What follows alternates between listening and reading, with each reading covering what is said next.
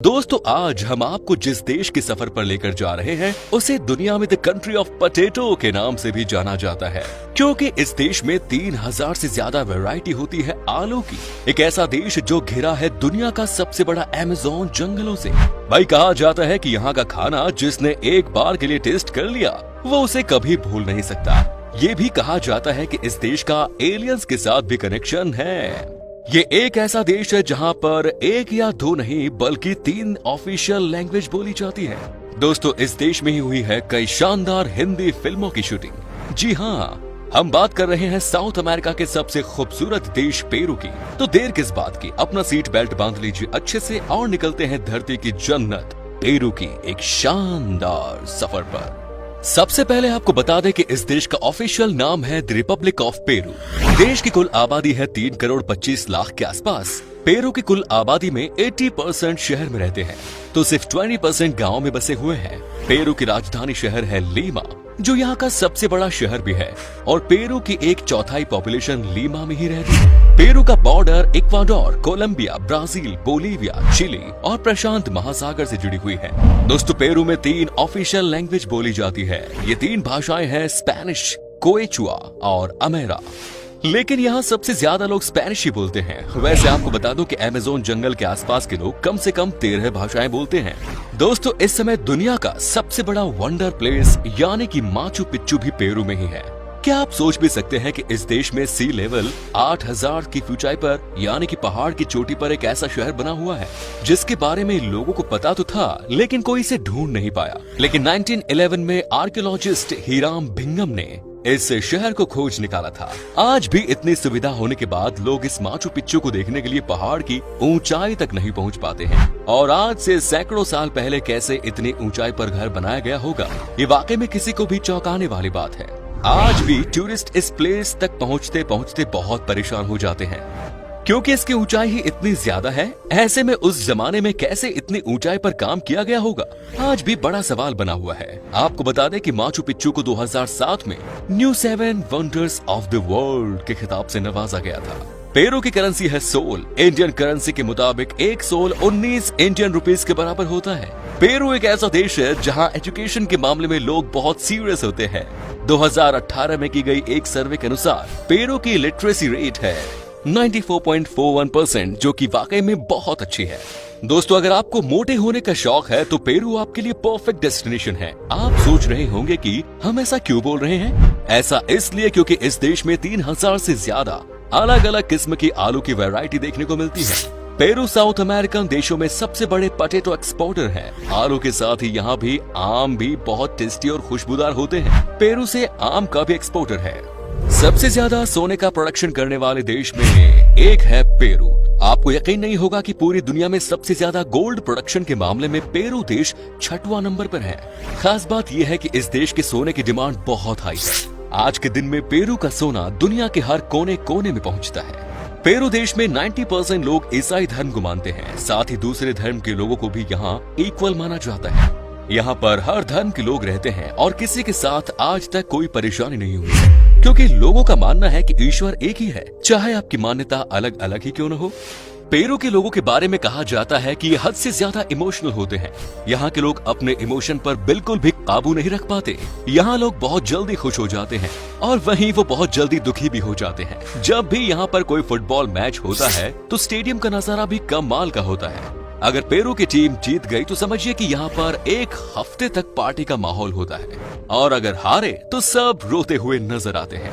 दोस्तों रोमांस के मामले में पेरू देश के लोग किसी से कम नहीं।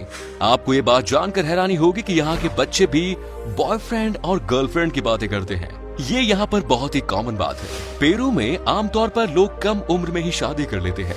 24 से 25 साल आते आते यहाँ के लोग शादी कर लेते हैं और यहाँ के लोग अपनी वाइफ को बहुत इज्जत देते हैं। लेकिन पेरू की एक अलग ही परंपरा है। पेरू में एक ऐसा नियम है जहाँ पर शादी से पहले लड़का और लड़की एक साथ रह सकते हैं, जिसे ट्रायल शादी के नाम से जाना जाता है। अगर इस ट्रायल शादी के दौरान बच्चा हो गया और अगर इन्हें लगे कि ये दोनों एक दूसरे के लिए नहीं बने तो बच्चे को कम्युनिटी में दे सकते हैं और लड़का लड़की अलग हो सकते हैं। साथ ही इस देश में जैसे ही किसी की शादी होती है तो वो अपने पेरेंट्स से अलग हो जाते हैं। यहाँ के लोगों का मानना है कि हर किसी को शादी के बाद अपनी नई लाइफ शुरू करनी चाहिए। यहाँ लोगों की मेंटालिटी ऐसी है कि वो शादी के बाद कम से कम शुरू के 10 साल पेरेंट्स के साथ रहते ही नहीं। आपको बता दूं कि दुनिया का सबसे बढ़िया खाने की जब बात आती है तो इसमें टॉप 3 देशों में पेरू का नाम भी आता है। पेरू के सबसे पसंदीदा पकवान है सेविचे, जो कि यहाँ की नेशनल डिश भी है। जब भी लोग पेरूवियन फूड के बारे में सोचते हैं तो उनका दिमाग में पहले सेविचे का ही नाम आता है। सेविचे में कच्ची मछली होती है जिसे लाइम जूस, मिर्च और प्याज में मैरिनेट किया जाता है। पेरू का खाना खाकर कोई ये नहीं कह सकता कि मजा नहीं आया। हम हिंदुस्तान की ही तरह यहाँ के लोगों का टेस्ट भी चटकारों वाला है। अगर आप नॉनवेज के शौकीन हैं तो ये देश आपके लिए तो जन्नत है साहब। और अगर आप वेज खाना पसंद करते हैं तो भी ये देश आपको जबरदस्त तरीके से स्वागत करता है। एक से बढ़कर एक तरह का सूप आपको यहाँ पर मिल जाएगा। वाकई में खाने के मामले में ये देश सबसे बेहतरीन है। जब आप जाएं इस देश में तो यहाँ का खाना आप जरूर एंजॉय करें दोस्तों। क्या आपको पता है कि हिंदी फिल्मों की बहुत सारी फिल्मों की शूटिंग्स पेरू की हसीन वादियों में हुई हैं। पिछले 5 सालों में यहाँ पर बहुत सारे फिल्मों की शूटिंग हुई है। पेरू बाकी अमेरिकन देशों से काफी हद तक सस्ता है और ऊपर से यहाँ पर आसानी से शूटिंग का परमिशन मिल जाता है। यहाँ खूबसूरत नजारे हर किसी को अपनी ओर आकर्षित करता है। दोस्तों चलिए अब आपको बताते हैं कि पेरू उन जगहों के बारे में जहाँ आप घूमने जा सकते हैं। साथ ही बताएंगे क्या है यहाँ का वीजा प्रोसेस और आपको कितने पैसे खर्च करने पड़ेंगे। Number 1 is Machu Picchu. दोस्तों 8000 फीट की ऊंचाई पर बसा ये शहर दुनिया के 7 अजूबों में से ही एक है और सबसे रहस्यमयी भी, जो करीब 450 सालों से वीरान पड़ा हुआ है। इस जगह से जुड़े ऐसे कई रहस्य हैं जिनका जवाब किसी के पास नहीं।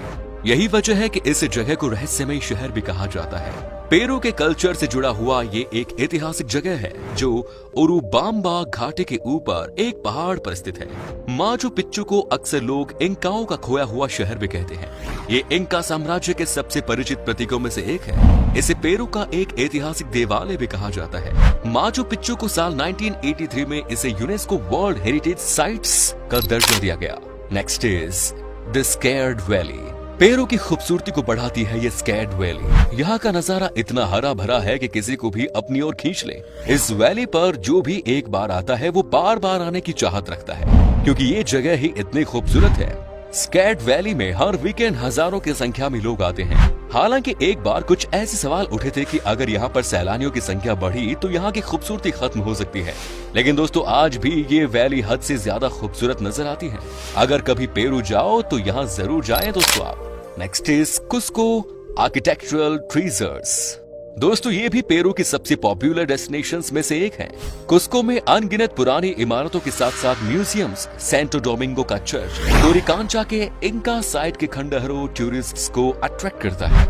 यहाँ के सबसे खूबसूरत पुरानी इमारतों के बीच हिंदी फिल्मों की कई सारी फिल्मों की शूटिंग की गई है। कुस्को आर्किटेक्चरल ट्रेजर्स को यूनेस्को वर्ल्ड हेरिटेज साइट्स में शामिल भी किया गया है। कहते हैं कि अगर पेरू देश को जानना है तो आपके लिए ये डेस्टिनेशन परफेक्ट है। Next is lake Titicaca.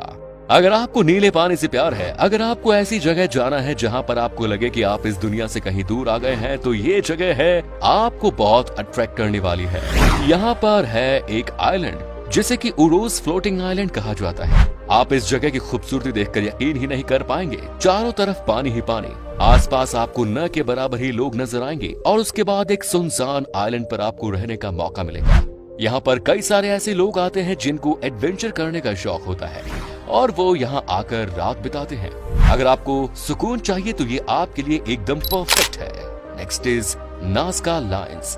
दोस्तों दक्षिणी पेरू में स्थित नास्का लायंस रेगिस्तान आज तक एक राज बना हुआ है कि ये आकृतियां बनाई किसने हैं, जिसके चलते ये बेहद रहस्यमयी बनी हैं, क्योंकि माना जाता है कि ये रेखाएं 200 ईसा पूर्व से यहाँ मौजूद हैं।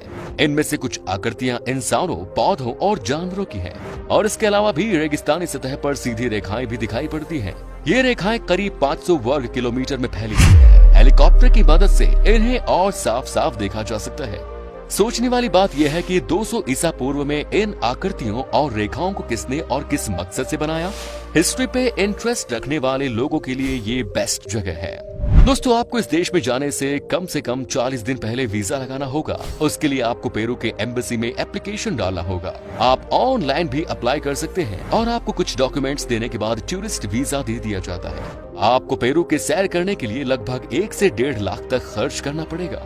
तो दोस्तों ये था खूबसूरत देश पेरू। कैसा लगा हमें बताइए कमेंट्स में। क्या कभी आपने विजिट की है इस देश की, और अगर की है तो आपका एक्सपीरियंस कैसा रहा ये भी हमारे साथ शेयर जरूर करें।